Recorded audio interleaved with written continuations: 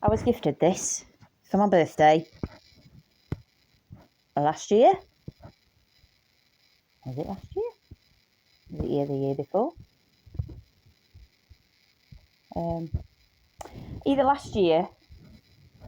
No. I don't know when it was. It was either last year or the year before. This was gifted by someone who I work with, and I love him very much. Even though we don't talk too much anymore, I love him very much. And when he gave me this, it was the best gift I've got in years, because it was very specific to me. So he'd thought about it, which was really nice. Not many people do that nowadays. That he knows I like gardening, he knows I like plants. It's really difficult to pinpoint what I like, and I know that. The type of gardening I do is a mix between wild and domestic. I do a mix of a few different things. So I do a mix of woodland and cottage. So those environments dictate different things. So I have hedges, I have rockeries, but I also have wooded areas and log piles and bark chippings and evergreens and, more wild. And then I've also got like the equivalents of an English countryside. So I've got an absolute boatload of cow parsley. I've just had a conversation outside with one of my neighbours because she wondered why I got it. They regularly walk by and look at what I'm doing, and it gets them very interested, and then they ask me lots of questions, which I don't mind at all. That's the whole point of me doing things. If it means that it gets people interested and looking beyond their bubble and questioning things, then I'm winning, But my type of gardening is a mix between natural, wild, peasant domestication is the only thing I can call it. So, poor people landscaping, and also your holes and your manners and that type of stuff. So I've got like 3 levels all going on in this one tiny little garden, which is why it looks a bit chaotic. But anyway, this book is one that I'm going to read today. I've saved it for a time when I can actually just sit and read it. I am not a person that likes to read a little bit and then put it down and then come back to it and put it down. I want the time and space to sit and just read the whole thing in one go, because I know what I'm like. I don't like stopping and starting. I like to do it all in one go. This is a nice, decent sized book that I will be able to do today. And I'm just coming out of a flare, so I rested. I slept for a full 15 hours yesterday. All day and all night I slept. And that's because I was on the back end of my flare. So I'm okay today, but the energy levels is only just recuperating, so I'm going to sit and read amongst some paperwork stuff.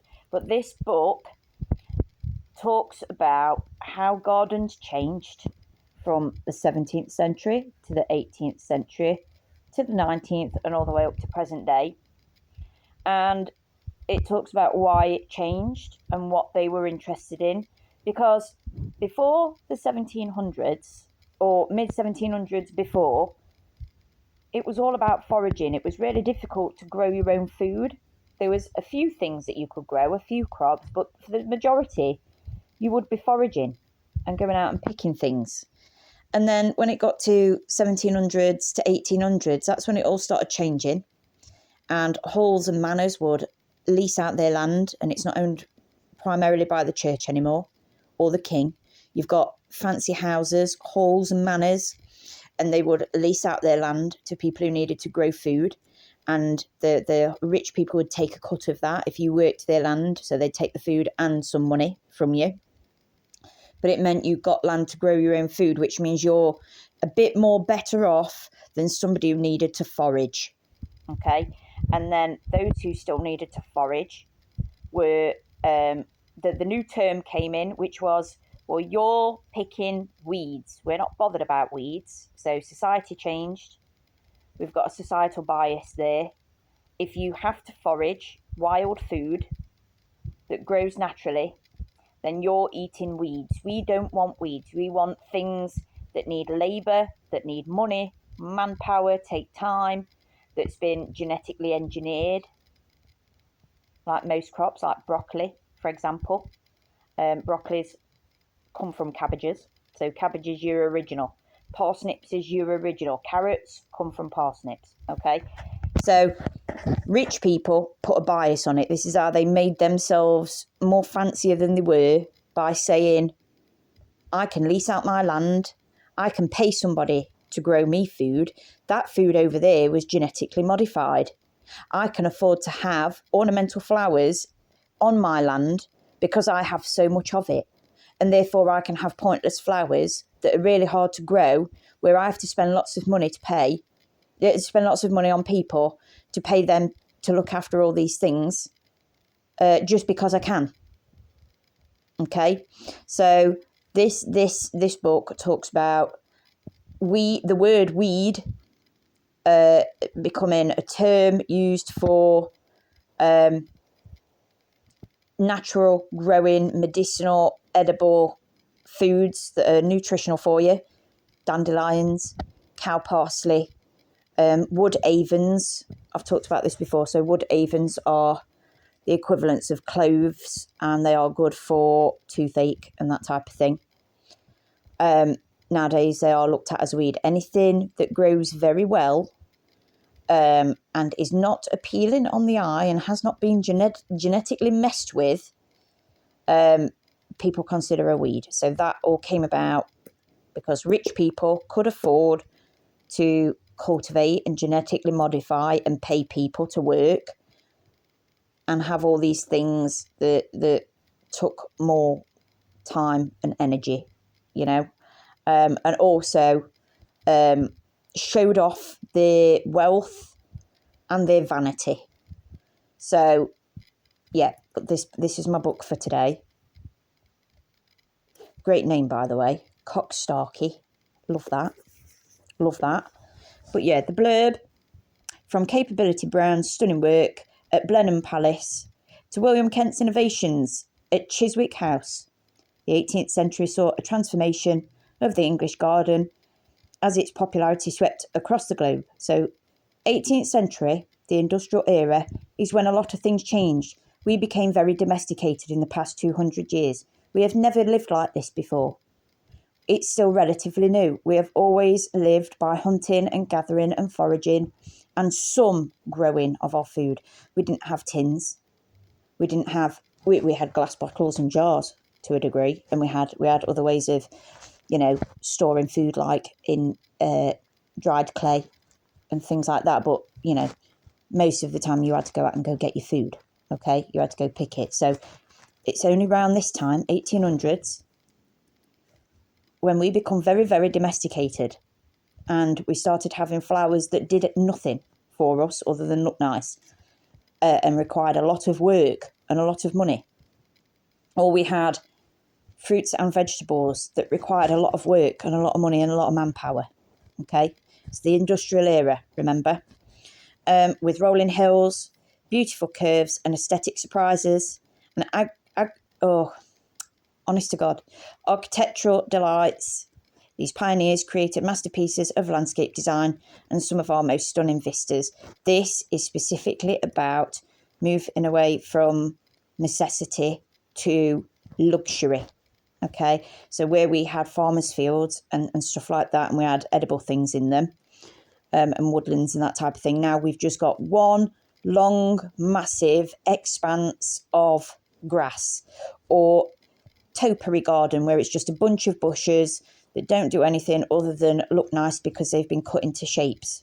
Or we have bunches of roses that are very hard to maintain and look after.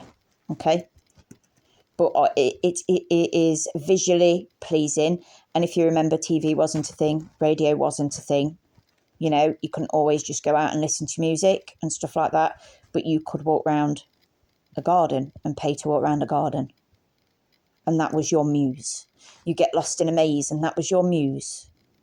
Okay, it was like the new entertainment of the era. It is not necessary, it is a luxury, and not everybody had it, but you sometimes could go visit, or you can work on the land in return for some of the food, for example.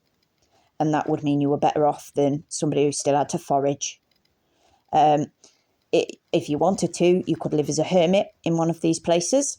And a hermit you was deliberately meant to look ragged and unkept and knobbly and gnarly and be very unfavourable in your temperament, okay?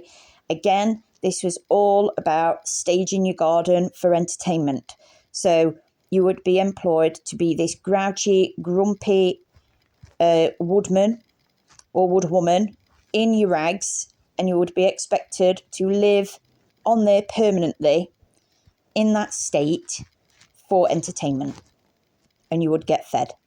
And you would live in a little shack that, again, was staged. So it looks a bit like Hagrid's hut, if you know what I mean. A bit thrown together, bit run down. It was all the show.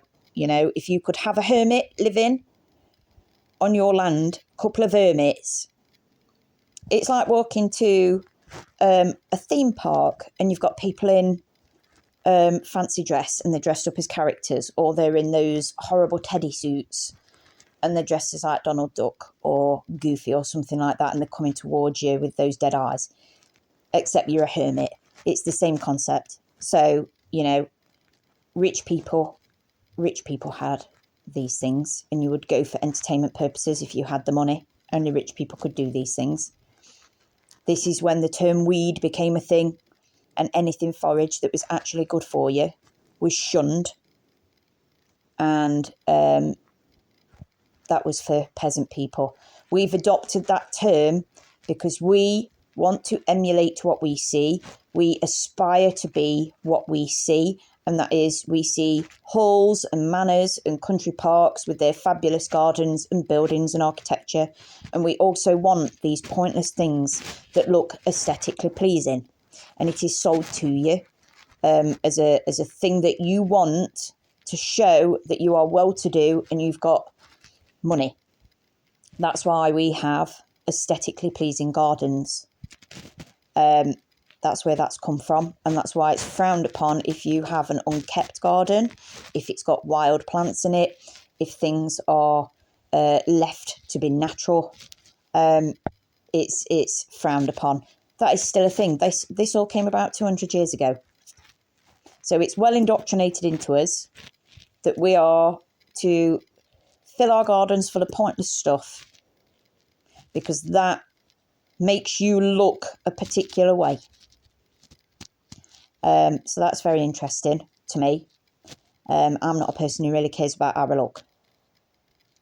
I care more about the fact that I need food, and I'm happy to forage for it because that's where it comes from in the first place, and I'm happy to grow it because that's where it comes from in the first place. And why would I waste my money paying somebody else to grow it, pick it, process it, pack it, and buy it when I can just do it myself and save my money and be actually rich rather than pretending to be rich?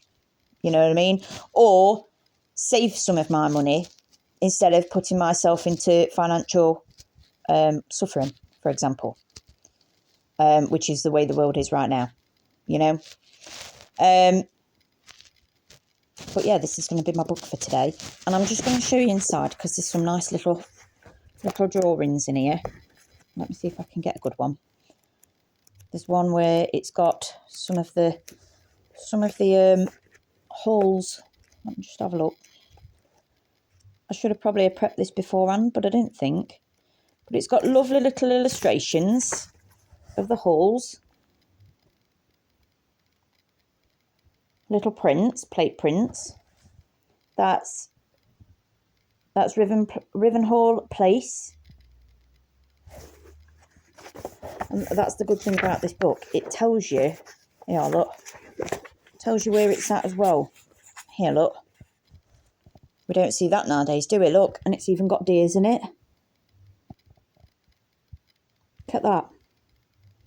It's really nice looking at this, but you have to remember this is the turning point. This is when they were looking at this as a blank canvas, going, we'll build on that, we'll build on that, we'll build on that. And that's when we lost it all.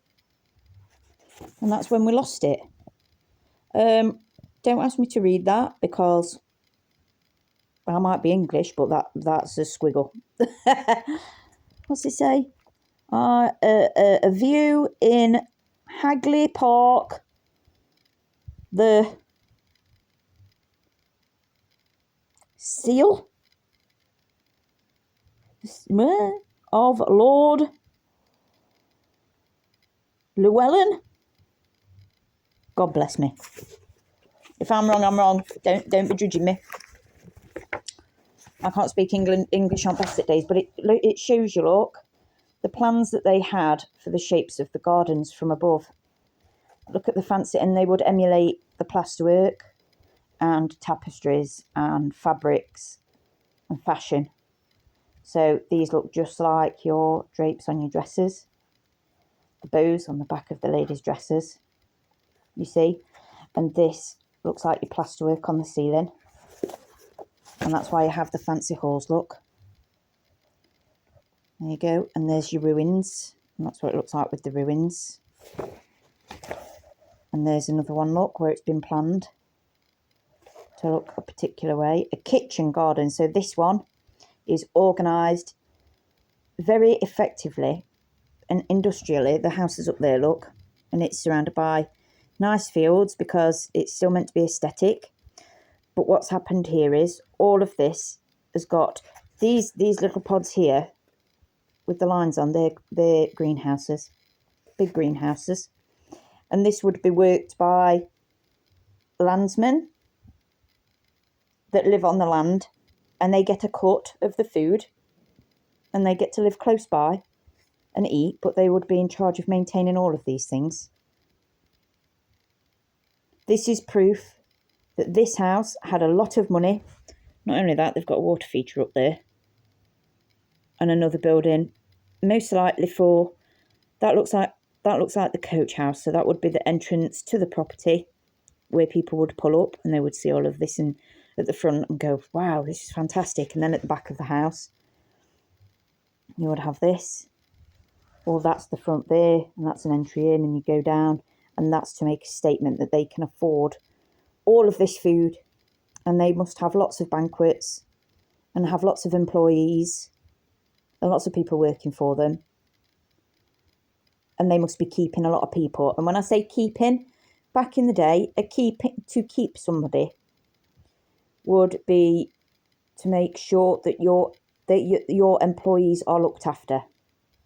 So if you work for them, you would be expected to be very prim and proper and professional, and put on a very good show. And in return, you would be looked after, and you would have a modest house, some well-made clothes. You would be looked after until your old age, and your family would be looked after, and you would eat well, much more so than a poor person. But effectively your life was signed over to them, if you know what I mean, because you're working their land and you would be there all the time. You were lucky enough if you could save up and, leave and go buy somewhere else. It's very rare that people got to leave that. It would be a family thing. So once you'd passed on, your children would then inherit the duties and carry on. There you go. Spiral flower garden, look, with a gravel walk through. So yeah, this is where they started getting really creative with all their things. And then they would start having ponds and gaming areas. Can you see? And special buildings that look like Greek temples. Even though there's none of those around there, they would make them on purpose. They would make miniatures. I'm not going to read it again because what the heck is that? It's in Yorkshire though. I can see that. It's definitely Yorkshire, somewhere in Yorkshire, so not far. Not far. But yeah, look, and they've got lots of statues. And those are reflections of waters for musing, for poddling and sitting,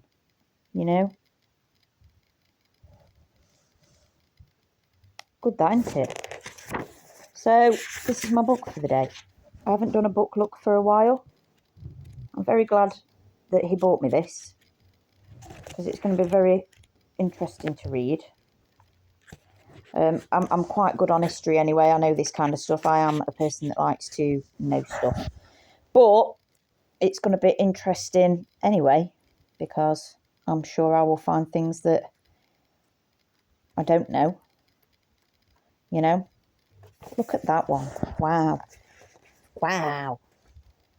Q the tortoise. Wow. But look at that. Chatsworth House. So this is very close to me. And that looks vastly different to how it looks now. Chatsworth House doesn't look this... the word I'm looking for is clean. So it's not as clean cut. It's not as organised and well kept. It is in some respects, but over time things change. And also they won't have the same funding that they used to have, because they don't have a private tenant anymore, a private owner. What happens is they get signed over to the National Trust, who agree to maintain the buildings, and they open it up and you can do tours of the garden and the house as it was, and all the money that they get from that for passes and admissions and stuff goes into the maintenance of keeping the building and the gardens decent, so that they don't go into ruin and we don't lose our heritage. Not all of the houses make the cut, not all of the places make the cut. And even if they are owned by a national trust, that does not mean they will be kept up to spec as they were when they were first made by the rich people that owned them, because they are still a charity, they are still a trust, and people don't have a lot of money nowadays. But yeah, it's very interesting. Look at the coach.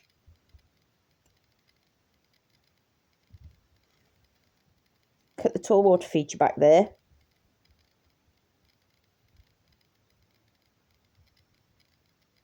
It's very nice. I love this kind of stuff. I wish we still had these things.